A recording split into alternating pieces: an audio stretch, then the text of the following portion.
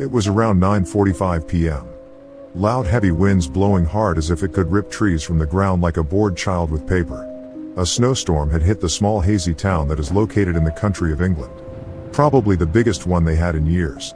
Aidan Mills was walking home after the long dreadful day at his underpaying job. He was a handsome man, probably in his mid-20s. He was tall, just for being a lad. Over 6 feet. His skin almost a pinkish color of blush as his eyes were a dark unnatural silver, yet everyone didn't seem to take notice. His hair was a mess, dark brown and all curled up, a coat of unwashed shiny grease covering it. Him not being able to afford much such as soap and other needed things. Aidan wasn't much of a man, more like one of those average overly happy-looking people you'd see in those old cheesy movies or cartoons. The only problem with him is that he wasn't happy at all. He had been suffering from extreme anxiety and depression most of his life. From multiple events that had happened, his mother committing suicide after she didn't want to keep Aidan at birth, the town folks shunning her for that choice. Most of the people being Christian and Catholic. His father left and abandoned Aidan for another family when he had found him doing unknown kinds of drugs and other distinct herbs. He did it as a stress reliever, yet his father wouldn't put up with it. So he left Aidan when he was only 15. Dark circles were around his dull silver eyes from the lack of sleep he gets. He seemed so unhealthy that his ribcage was easy to see from not eating on many auctions in the week. When he walks into this small town for work, it's like everyone knows everyone, being almost a small village with a few shops and restaurants. Aidan was the odd one out of 200 or more others. The way he'd act, or just the way he hardly comes out from his old rundown house. When he'd go out to work, townsfolk would always ask how he is doing or if he needed anything. Him being, well, trying to be a polite person, would reply with a simple quick yes, I am, or just a nod, and other days he'd just reply with a twitch and crack of the neck. Like some sort of sensation came over him for a split second, not even being able to mutter words. He would just look at them and walk away. The winds grew stronger as Aidan made his way through the white freezing hell. Finally making it up to his doorstep, fiddling with a cold bundle of keys before the door gets thrown open from the hard winds. Stepping inside, Aidan slammed the door shut swiftly.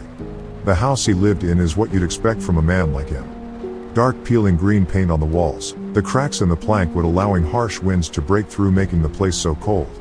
Flickering lights would always go out and come back on, a torn mattress in a small room over to the side with clothes covering the floor, with a torn brown leather couch in what seems to be a living area. Taking off his coat, Aidan rushed to the kitchen table, grabbing a white pill bottle that had the word antidepressants written on it with what seems to be a Sharpie marker. Opening the bottle with his shivering hands, he allowed the white gritted cap to fall on the floor as he tips the pills out from the bottle onto his hand, popping 3 into his mouth and swallowing, not bothering to drink it down with water. The sound of him coughing mixed with the winter winds echoed throughout his house, giving him goosebumps. Aidan slips his light jacket off with his black and silver striped scarf, walking to his bedroom, flopping himself down onto the creaky torn mattress and sighed. When he turned his head to the bedside desk, there was a small framed picture of his father and mother. Breaking into tears, Aidan took the picture and threw it at the wall. Glass of the frame shattering all over the wooden floor. Stuffing his face into the pillow, he began to cry himself to sleep before everything went black. He soon woke hearing intense banging on the front door of the house.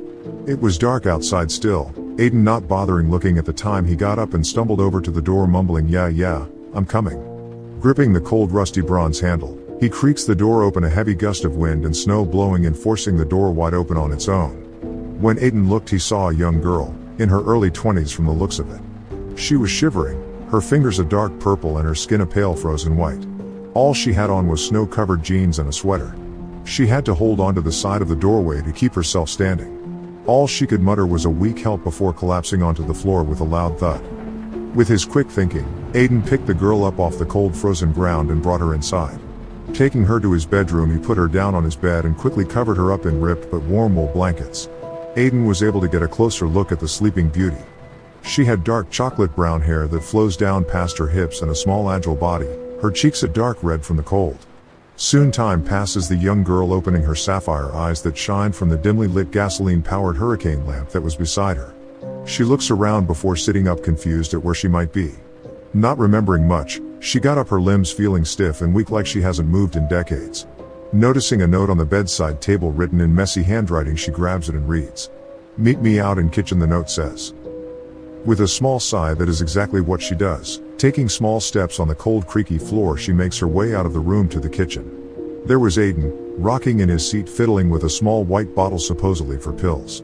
Aiden then notices the confused and shocked girl in front of him. "Oh. Hello," he quickly says. The girl looked bug-eyed at Aiden before speaking quietly. Where am I?"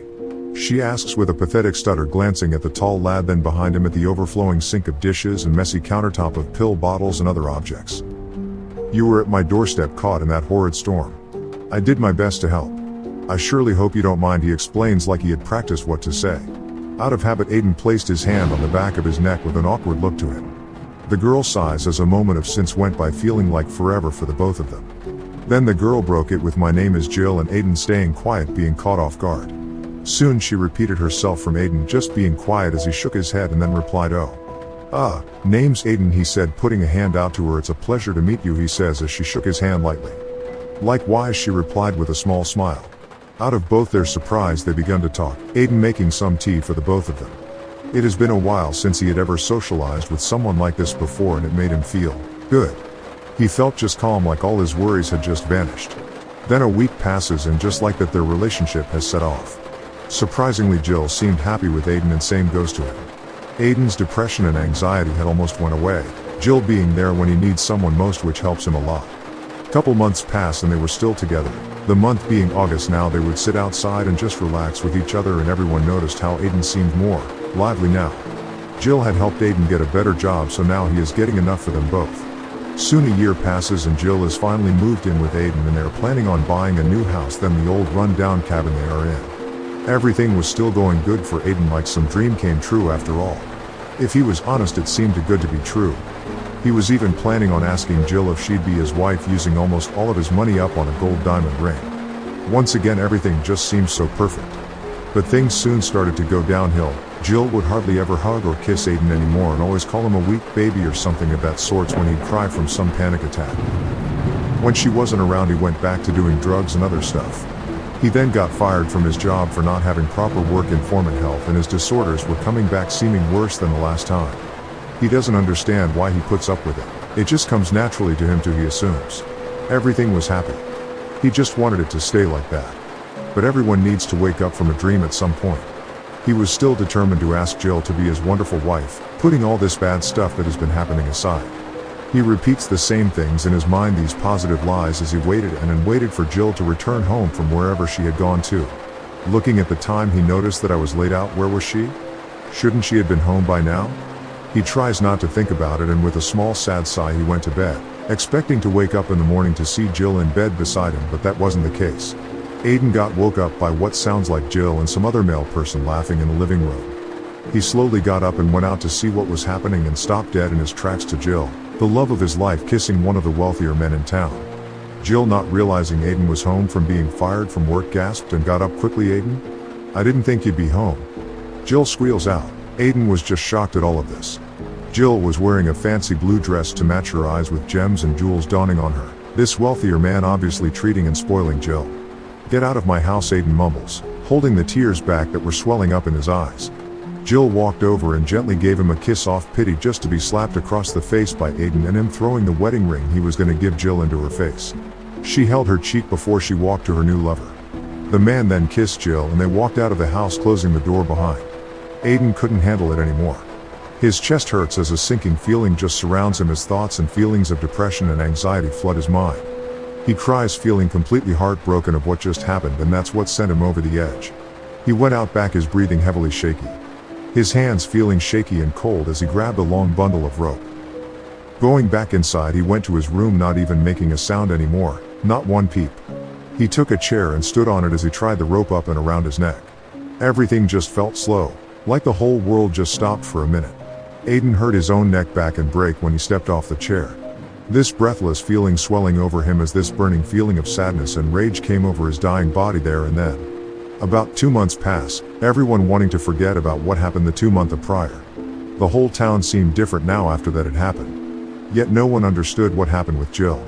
The authorities had went into her house after no one seeing her for quite some time, and what they found was shocking. Covering the walls was the words, "You lied to me," painted messily in dark, dry crimson blood, with Jill's pocket propped up. Her eyes completely torn out, her neck sliced open, and a clean slit going down from her chest to her pelvis, with organs cleanly ripped out and all over the floor. It was absolutely sickening. To this day everyone still wants to forget about those incidents, just classifying it as some kind of legend or horror story. But those people still know the truth, and that truth will always haunt them for the rest of their lives.